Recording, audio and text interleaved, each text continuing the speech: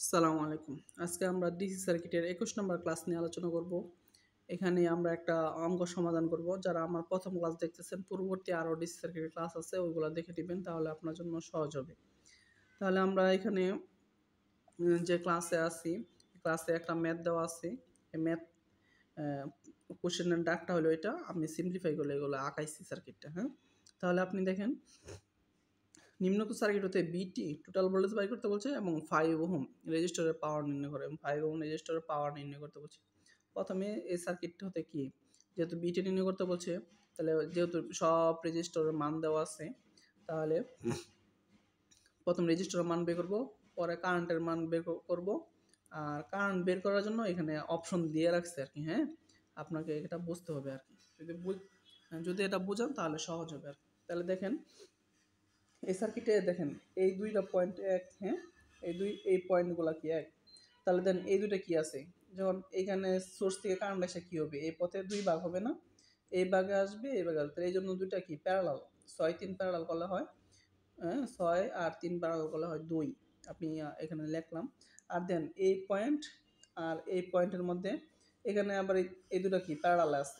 তাহলে 12 আর 4 প্যারালাল করলে কত হয়?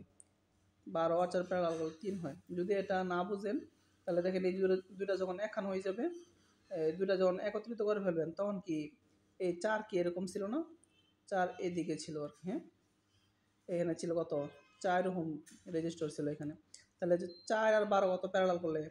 4 আর 12 3 হয়। আমি এটা একবারই করে দিচ্ছি এই জন্য আর কি, হ্যাঁ? আর যদি না বুঝেন তাহলে এটা আগে করার পরে এটুকু রাখবেন, রাখার পরে আরেকটা সার্কিট আঁকাবেন, এরকম হয়ে যাবে। তাহলে এখন দেখেন, ওনারা একটা এখানে এখানে একটা কালো চিহ্ন দিয়ে রাখছে, পয়েন্ট দিয়ে রাখছে, আর এখানে একটা গ্রাউন্ড দিয়ে রাখছে, হ্যাঁ? তাহলে এখানে -30 ভোল্ট দেওয়া আছে। তাহলে এটা আসলে -30 ভোল্ট হলো কেন, +30 ভোল্ট হলো না কেন? ভোল্ট মিটার যখন, মনে করেন একটা সার্কিটে, মনে করেন এইখানে 30 ভোল্ট, হ্যাঁ? মনে করেন এইখানে একটা ভোল্ট মিটার আমি ধরলাম, ঠিক আছে? অথবা এখানে ভোল্ট মিটার ধরলাম, এই পাশে প্লাস ধরলাম, এই পাশে মাইনাস ধরলাম ভোল্ট মিটারের, হ্যাঁ? সংযোগ করলাম। এটা দেখেন, যদি এই ভোল্ট মিটার যদি এই অবস্থায়, এখানে কত দেখাবে? 30 ভোল্ট দেখাবে, হ্যাঁ? ধরলাম 30 ভোল্ট আছে, 30 ভোল্ট এখানে দেখাবে। কিন্তু এই ভোল্ট মিটারে যখন আপনি এই ভোল্ট মিটারটাই যখন আপনি উল্টা করে লাগাবেন, তখন এখানে 30 ছিল, ভোল্ট মিটারে এই প্রান্ত মাইনাস দিয়ে দিলেন, ভোল্ট মিটারে এই প্রান্ত প্লাস দিয়ে দিলেন। আগের সার্কিটই সেম সার্কিট, এখানে আগে দিচ্ছেন প্লাস, এটা এখন প্লাস মাইনাস দিচ্ছেন, এটা মাইনাস এখানে ছিল, প্লাস দিচ্ছেন, ঠিক উল্টা করে ধরছেন। আগে যেটা 30 ভোল্ট দেখাইতো, ভোল্ট মিটার উল্টা করে ধরার কারণে এটা -30 ভোল্ট দেখাবে। বুঝতে পারছেন বিষয়টা? মাইনাস কেন আসছে? এই জন্য এখানে ভোল্ট মিটারের প্লাসটা ধরছে এখানে, ভোল্ট মিটারের মাইনাসটা ধরছে এখানে। ভোল্ট মিটারের প্লাস যদি এখানে ধরতো, ভোল্ট মিটারের মাইনাস যদি এখানে ধরতো, তাহলে -30 আসতো না, +30 আসতো। এই জন্য ভোল্ট মিটার যখন আপনি উল্টা করে ধরবেন, তখন volt metre minus reading show করবে, হ্যাঁ? তাহলে আপনি দেখেন এখানে, তাহলে আমরা এখন কারেন্ট বের করবো আর কি, হ্যাঁ? আসলে এখানে 2 পয়েন্টের ভোল্টেজের একটা পার্থক্য দেওয়া আছে, এই পার্থক্য থেকে আমরা এই কারেন্টটা বের করবো। এখন আপনাকে জানতে হবে, জিরো বড়, সবসময় গ্রাউন্ডটা জিরো হয় আর কি, হ্যাঁ? জিরো বড় না -30 বড়? আমরা জানি কি, আমরা জানি এটা ছিল আমাদের 0 পয়েন্ট, হ্যাঁ? এইদিকে গেলে কি +1 আগাইতো, +2 +3 এরকম আগাইতো। আর এই সাইডে গেলে কি হইতো? -1 -2 -3 এরকম। তাহলে এইটা হচ্ছে আমার সেন্টার, কেন্দ্র। এই দিক থেকে গেলে বাড়বে, এদিক থেকে গেলে কম হবে। এদিকে যতই যাবেন এটা জিরোর চেয়ে ছোট হবে, জিরোর চেয়ে ছোট হবে। আর এদিকে যতই যাবেন জিরোর চেয়ে বড় হবে। তাহলে -30টা এই পাশে আছে না? তাহলে অবশ্যই জিরোর চেয়ে এটা ছোট, হ্যাঁ? তাহলে 0 ভোল্টটা বড়। আর এখানে সার্কিটে হলো ভোল্টেজ যেটা বড় হবে, বড় থেকে ছোট ভোল্টেজের দিকে কারেন্ট প্রবাহিত হবে, হ্যাঁ? যেটা বড় ভোল্টেজের দিক থেকে ছোট ভোল্টেজের দিকে কারেন্ট প্রবাহিত হয়। তাহলে কারেন্টটা কোন দিকে প্রবাহিত হবে? এই পয়েন্ট থেকে এই দিকে কারেন্ট প্রবাহিত হবে। আর এটা এমনিও বোঝা যাচ্ছে, সার্কিটের প্লাস কোনটা এটা না, আর মাইনাস কোনটা এটা না। তাহলে কারেন্টটা কোন দিক দিয়ে বের হবে? এদিক দিয়ে বের হইয়া এদিক দিয়ে এসে এইদিকে যাবে। বুঝতে পারছেন? এইদিকে যাবে। তার মানে এমনিও বোঝা যাচ্ছে কারেন্টটা এইদিকে যাবে। আর এমনিও যদি এমনি না বোঝেন তাহলে এইভাবে বুঝবেন, বড় ভোল্টেজ মাইনাস ছোট ভোল্টেজ, তাহলে ওই দিকে কারেন্ট যাবে। আমি এখানে লিখছি, দেখেন একটা সার্কিট I3, এখানে আমি নাম দিছি আর কি, এই কারেন্টের নাম দিছি কি? I3, হ্যাঁ? বড় ভোল্টেজ মাইনাস ছোট ভোল্টেজ ভাগ মধ্যবর্তী রেজিস্টর।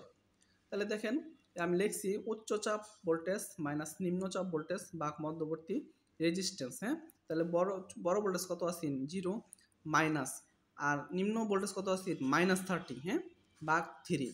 তাহলে 0 মাইনাস মাইনাস কী হয় প্লাস হয়, 0 + 30 হয়, নিচে 3 রেজিস্টর, তাহলে 3 দশে কত 3 দশে 30, তা 10 এম্পিয়ার কারেন্ট। তাহলে আমরা এই সার্কিটে দেখেন এখানে 10 পাইছি, কারেন্ট মানে কি, এই যেহেতু সার্কিটটা সিরিজ, তাহলে এই টোটাল সার্কিটে কত কারেন্ট যায়, তাহলে এই দিকে কত কারেন্ট যাবে 10 এম্পিয়ার কারেন্ট যাবে। হ্যাঁ, তাহলে 10 এম্পিয়ার কারেন্ট গেলে এই সার্কিটের টোটাল কারেন্টটা এইটা, এই জন্য আমরা এই সার্কিটের টোটাল কারেন্টটা এইটা লিখতে পারবো, আইটি সমান সমান 10 এম্পিয়ার। এখন দেখেন আমরা এখানে লিখছি, দেখেন আইটি সমান সমান আইটি সমান সমান কি 10 এম্পিয়ার। এখন আপনি বিটি বের করতে পারবেন না, বিটি বের করার জন্য কি লাগবে, আবার এই রেজিস্ট্যান্স লাগবে। হ্যাঁ, তাহলে আমরা রেজিস্ট্যান্সটাও বের করি। দেন এটা বের করছে কত 3, এটা 5, আর এটা বের করছে কত 2, 5 2 7 3 10। তাহলে আমার টোটাল রেজিস্ট্যান্সটা কত আসবে, এখানে আমি দেখেন বের করছি এই যে আরটি সমান সমান কত বের করছি, দেখেন 5 + 2 + 3 10 এম্পিয়ার, 10 ওহম। এখন দেখেন তাহলে বিটি বের করতে পারেন না, আইটি আরটি, বিটির মান কত, আইটির মান কত 10, আরটির মান কত 10, 10 10 100 ভোল্ট। এবং টোটাল পাওয়ারটাও বের করতে পারি, না সরি P5 5 ওহম রেজিস্টরের পাওয়ার বের করতে পারি।